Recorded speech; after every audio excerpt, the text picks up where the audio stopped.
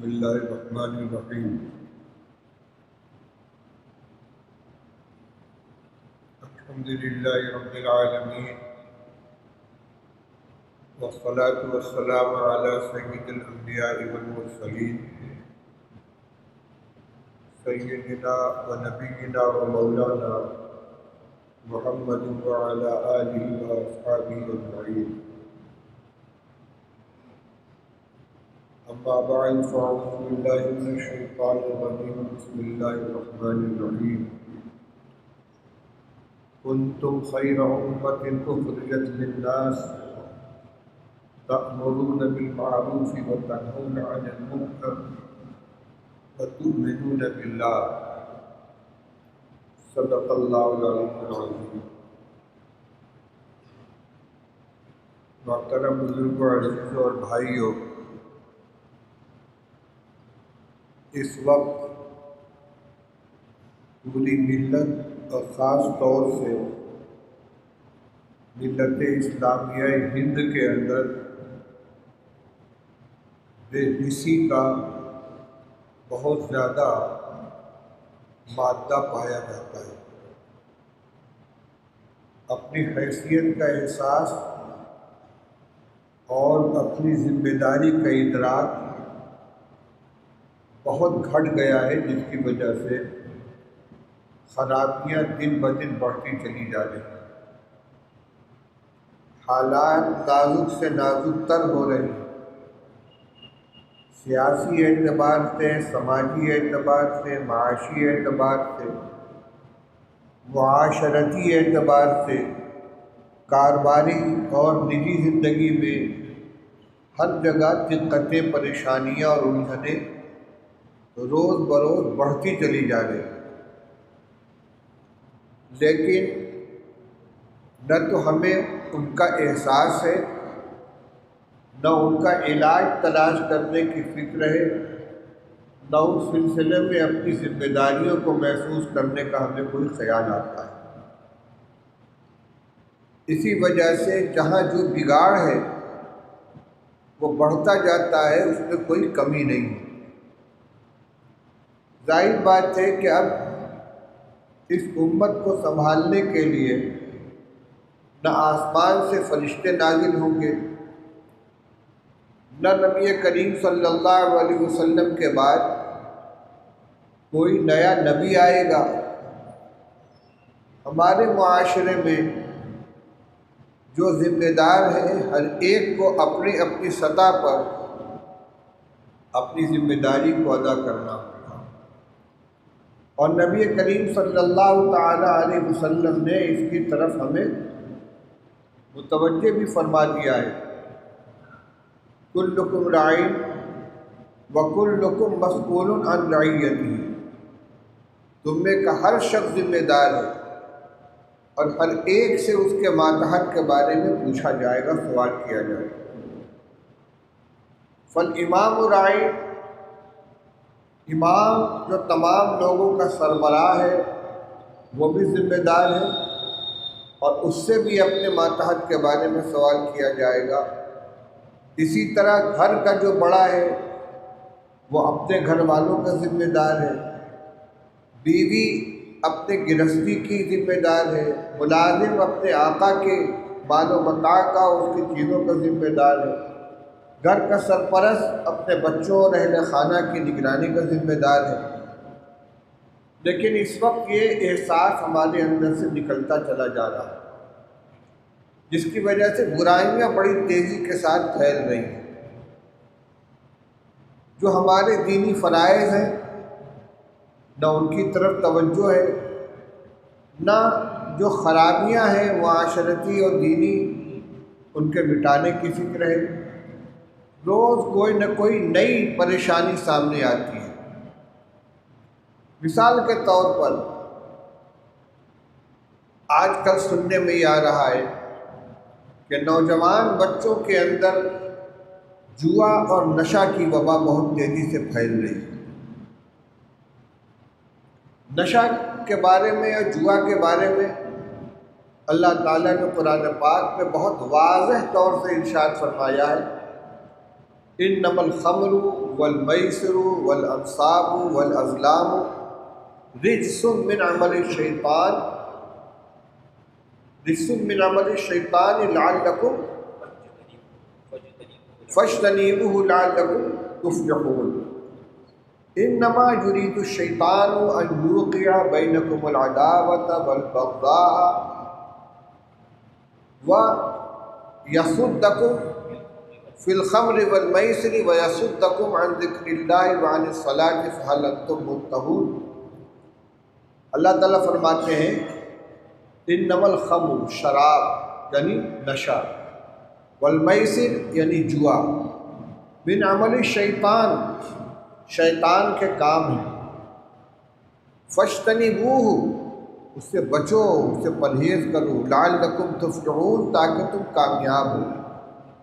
انما یرید الشیطان ان یوقع بینکم العداوۃ والبغضاء فی الخمر والمیسر، شیطان تو چاہتا ہی ہے کہ جوا اور نشے کے ذریعے تمہارے درمیان آپس میں لڑائیاں اور جھگڑے پیدا کرے، وَيَصُدَّكُمْ عَنْ ذِكْرِ اللَّهِ وَعَنِ الصَّلَاةِ، اور تم کو اللہ کی یاد سے روک دے اور نماز سے غافل کر دے۔ فَهَلْ أَنْتُمْ مُنْتَهُونَ، اب بھی باز آؤ گے، رکو گے؟ یہ انداز اللہ تعالیٰ کے خطاب ہے۔ اس کی مضرتیں کیا ہیں، نقصانات کیا ہیں، اور یہ ساری کوشش، یہ پلان شیطان کا ہے، اور اس کا مقصد یہ ہے کہ ان دو چیزوں میں مبتلا کر کے ملت اسلامیہ کو، مسلمانوں کو اللہ کی یاد سے اور نماز سے غافل کر دے۔ نماز جو سب سے اہم فریضہ ہے، اور اللہ کی یاد جو اللہ سے رشتہ قائم کرنے اور اپنے مسائل کو حل کرنے کا سب سے مضبوط ذریعہ ہے، ان دونوں سے اس کا رشتہ کٹ جائے۔ آج ہمارے معاشرے میں یہ چیز پھیل رہی ہے، سننے میں آتا ہے بہت دنوں سے کہ نوجوان سگریٹ نوشی کے شکار ہو رہے ہیں، حقہ بازی چل رہی ہے، اور کل ہمارے بھتیجے نے موبائل کے اوپر ایک بوتل کی فوٹو دکھلائی، سرخ رنگ کی، کوئی نیا مشروب چلا ہے، نام کیا ہے اس کا؟ اسٹک انرجی نام ہے انرجی کا۔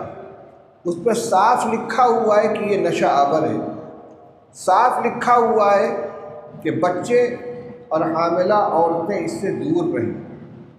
صحت کو خراب کرنے والا، بیماری لانے والا، سب سے زیادہ عقل کو مفلوج کرنے والا یہ عمل ہے، لیکن پھیل رہا ہے۔ اس کے کچھ پہلے ٹھنڈی بیئر کے نام سے ایک نشہ آور چیز چلی تھی، اور لوگ سمجھانا چاہتے تھے کہ یہ نشہ نہیں ہے، بیئر تو شرابی کا نام ہے۔ شراب ایسی خرابی ہے کہ ایک بیماری، ایک خرابی ہزاروں خرابیوں کا ذریعہ بن جاتی ہے، عقل معوف ہو جاتی ہے، شہوت ابھرتی ہے، پھر غلط طریقے سے آدمی اپنی خواہشات پوری کرتا ہے، غلط رشتے جڑتے ہیں، حرام کاریاں ہوتی ہیں، اور نہ جانے کیا کیا اس کی وجہ سے فسادات پیدا ہوتے ہیں۔ ہمارے گھر کے بڑوں کی یہ ذمہ داری ہے کہ اپنے بچوں کے عمل کے اوپر نگاہ رکھیں۔ سگریٹ نوشی ہو رہی ہے، حقہ چل رہا ہے، اور یہ انرجی والا جو مشروب ہے اس کو پیا جا رہا ہے، بازاروں میں بک رہا ہے۔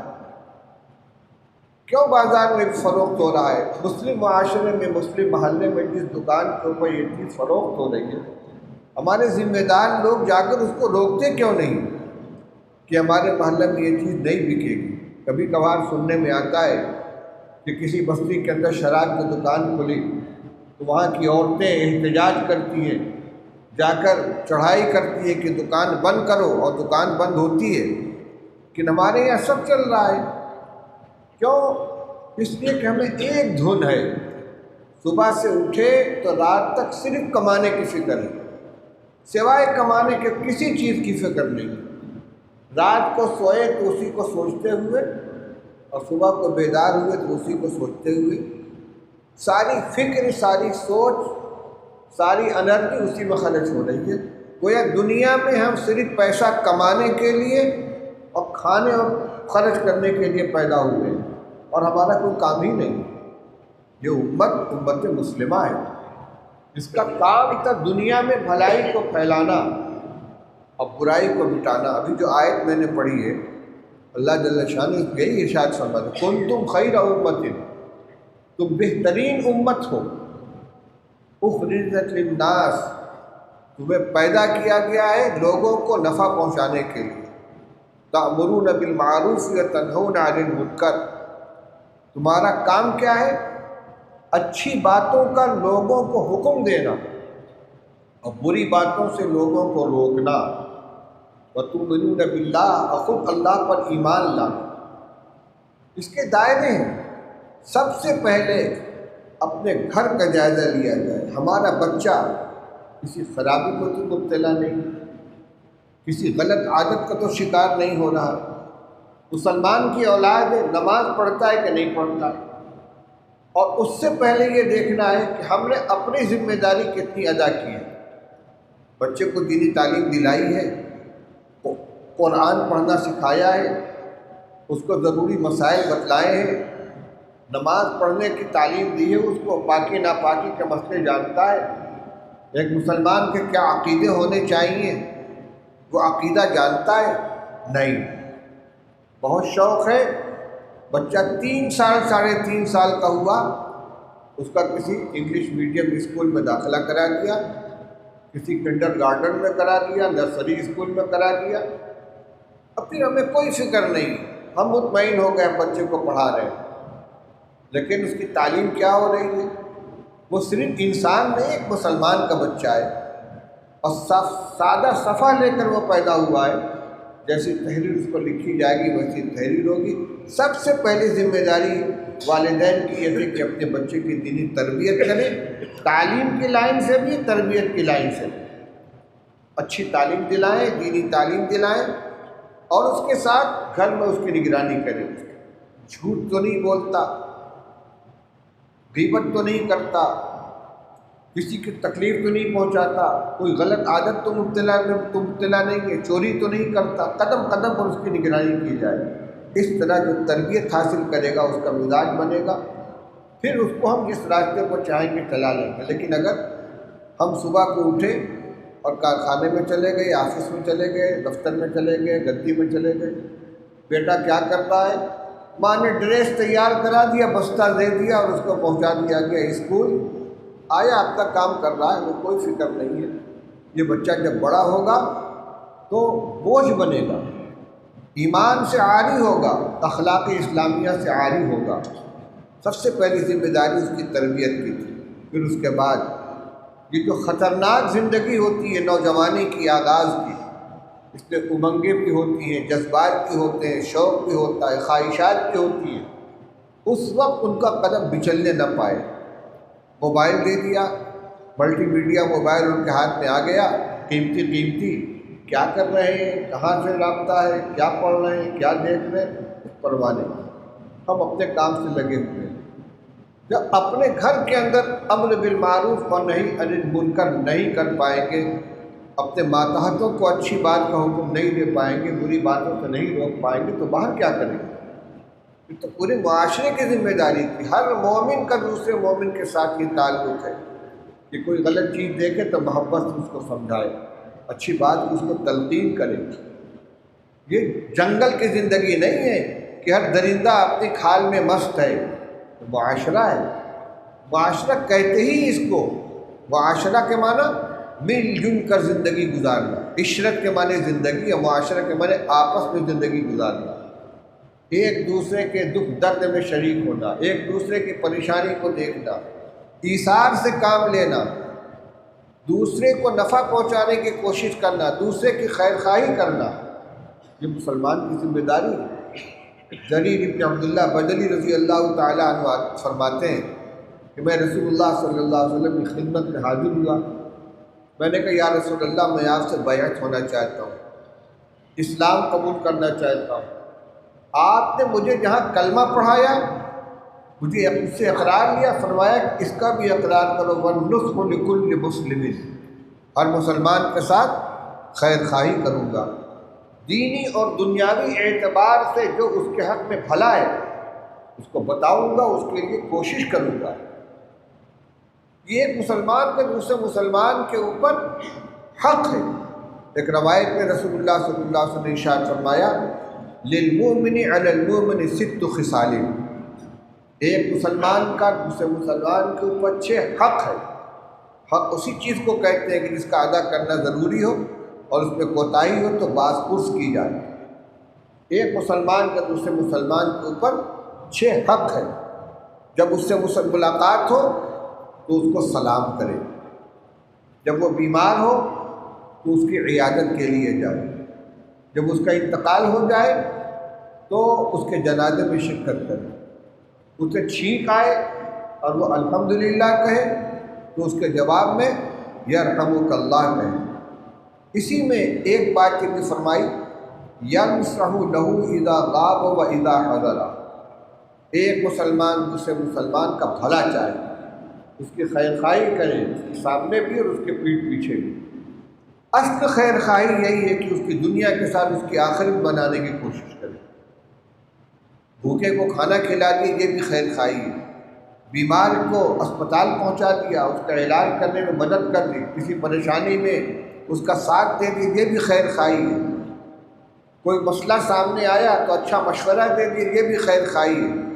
لیکن اصل خیر خواہی یہ ہے کہ اگر وہ کسی ایسے عمل میں مبتلا ہے کہ جو اس کے انجام کو خراب کرنے والا ہے، اس کی اولاد کو بگاڑ رہا ہے، اس کے گھر کا ماحول خراب کر رہا ہے، اس کی دینی زندگی کو متاثر کر رہا ہے، تو محبت سے اس کو سمجھایا جائے۔ اس کو آپ نے مسلمان کا حق قرار دیا، ینصح لہ اذا غاب و اذا حضر، ایک مسلمان کا دوسرے مسلمان کو یہ حق ہے کہ اس کی خیر خواہی کرے۔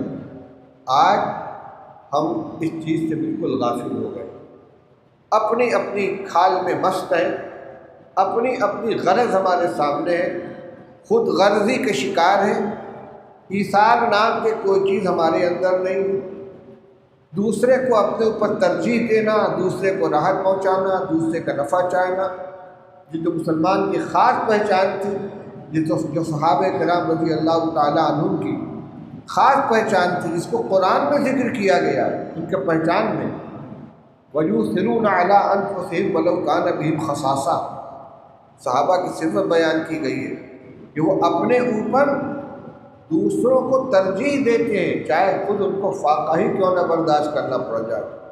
اٹھا کے پڑھیے سیرت کی کتابیں، حکایات صحابہ اٹھا کے دیکھیے، بے شمار واقعات ہیں۔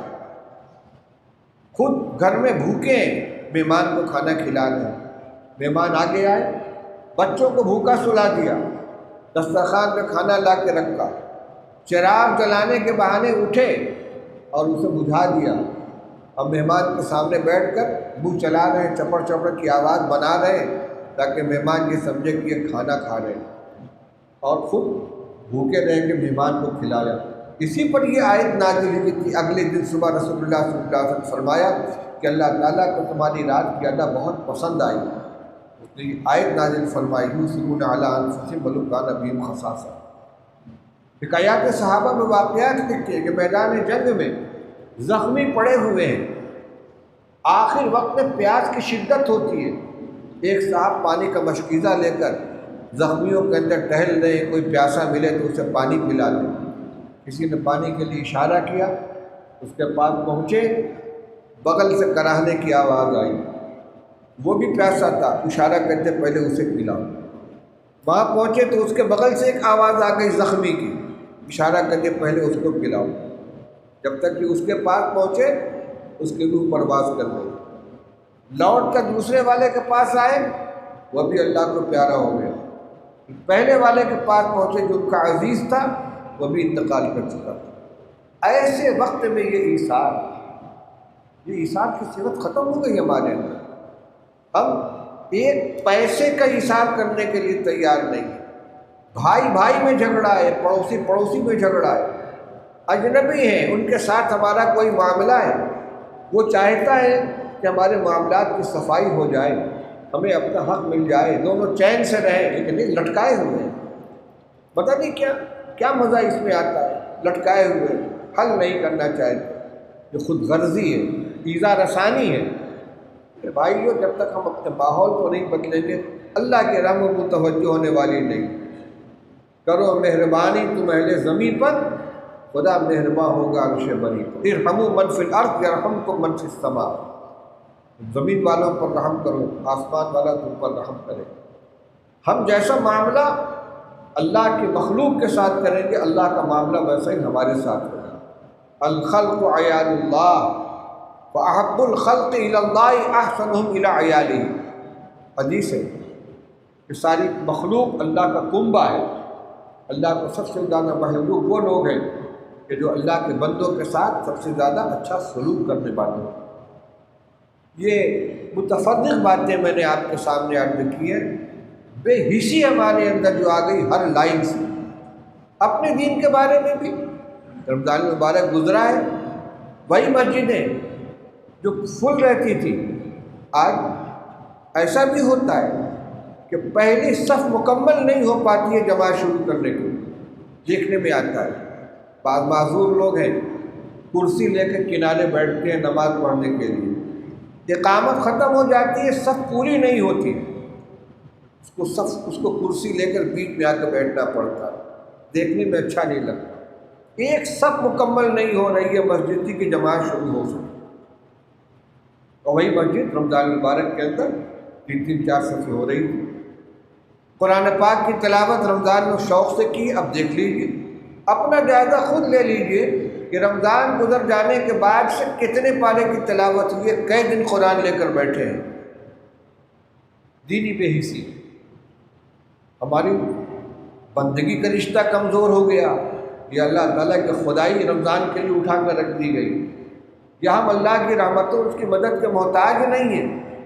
یہ جتنی حالات کی ہم شکایتیں کر رہے ہیں، حکومت کی، فرقہ پرست طاقتوں کی، دشمنوں کی، اور فلاں فلاں فلاں کی، یہ ساری مصیبتیں ہماری لائی ہوئی ہیں، ہم نے اس کو دعوت دی ہے۔ ان کو حضور صلی اللہ علیہ وسلم نے ارشاد فرمایا تھا، وقت زیادہ ہو رہا ہے، ایک روایت سنا کے بعد ختم کرتا ہوں۔ رسول اللہ صلی اللہ علیہ وسلم نے ارشاد فرمایا تھا، یوشک الامم ان تداعی علیکم کتداعیۃ العاجلۃ الی قصعتھا، ایک وقت وہ آئے گا کہ ساری دنیا کی قومیں تمہارے خلاف، تم کو نقصان پہنچانے کے لیے، تم کو تباہ کرنے کے لیے آپس میں ایک دوسرے کو دعوت دیں گی، تمہارے خلاف سب ایک ہو جائیں گے۔ جیسے کہ کھانے کی دعوت دینے والی جماعت اپنے ساتھیوں کو بلاتی، آؤ یہ لذیذ ہے، یہ بہت بڑھیا ڈش ہے، یہ لے لو۔ اس طرح کھانے والے جس طرح ایک دوسرے ساتھیوں کو بلاتے ہیں، تم سب کا لقمہ تر بن جاؤ گے۔ صحابہ نے پوچھا، یا رسول اللہ، کیا ہم اس وقت تعداد کے اعتبار سے بہت تھوڑے ہوں گے؟ بہت تعداد کم ہو؟ فرمایا، نہیں، تمہاری تعداد بہت ہوگی، لیکن تمہاری مثال سیلاب کے پانی کے اوپر بہنے والے کوڑے کرکٹ جیسی ہو جائے گی، جس کا کوئی وزن نہیں، کوئی قیمت نہیں۔ اس وقت کیا ہوگا؟ حدیث سنیے اور حالات سے اس کو تطبیق دیجیے۔ فرمایا، اللہ تعالیٰ تمہارے دشمنوں کے دل سے تمہاری ہیبت نکال دیں گے اور تمہارے دلوں میں بزدلی پیدا کر دیں گے، خوف پیدا کر دیں گے۔ ایک پتا کھڑکتا ہے، ہم کانپ اٹھتے ہیں، یار کیا ہو گیا، یہ کیسی آواز ہے؟ تمہارے دشمنوں کے دلوں سے اللہ تعالیٰ تمہارے روب نکال دیں گے اور تمہارے دلوں میں بزدلی پیدا کر دیں گے۔ صحابہ نے پوچھا، یا رسول اللہ، یہ کیوں ہوگا؟ فرمایا، دنیا کی محبت اور موت کا خوف، یہ دو چیزیں ہوگی۔ آج ہے کہ نہیں یہ چیز؟ دنیا کی محبت، صبح سے لے کے شام تک بس پیسہ، کمائی، کاروبار۔ بچہ کیا کر رہا ہے گھر میں، عورتیں کیا کر رہی ہیں، نماز ہو رہی ہے کہ نہیں، تلاوت ہو رہی ہے کہ نہیں، کون کون سی غلط عادتیں گھر میں پنپ رہی ہیں، آپس میں ایک دوسرے کے ساتھ سلوک کیسا ہو رہا ہے، ایک دوسرے کا ادب کر رہے ہیں کہ نہیں، حق ادا کر رہے ہیں کہ نہیں، بچے تعلیم حاصل، کچھ نہیں، بس کاروبار زیادہ سے زیادہ ترقی کرنا چاہیے، حرص ہے، ہوس ہے۔ جب تک اس صورت حال کو نہیں بدلیں گے، اللہ کی مدد ہمارے ساتھ شامل حال نہیں۔ توبہ کریں، نمازوں کا اہتمام کریں، اپنے گناہوں کا ادراک کریں، زندگی میں تبدیلی لے آئیں۔ اللہ کی راہیں اب بھی کھلی، آثار و نشاں سب قائم ہیں۔ اللہ کے بندوں نے لیکن اس راہ پہ چلنا چھوڑ دیا۔ جب سر میں ہوائے طاعت تھی، سر سبز شجر امید کا تھا، جب سر عصیاں چلنے لگی اس پیڑ نے پھلنا چھوڑ دیا۔ اللہ تعالی ہمیں اپنی ذمہ داریوں کا احساس عطا فرمائے اور ہمیں عمل کرنے کی توفیق عطا فرمائے۔ وآخر دعوانا الحمد للہ رب العالمین۔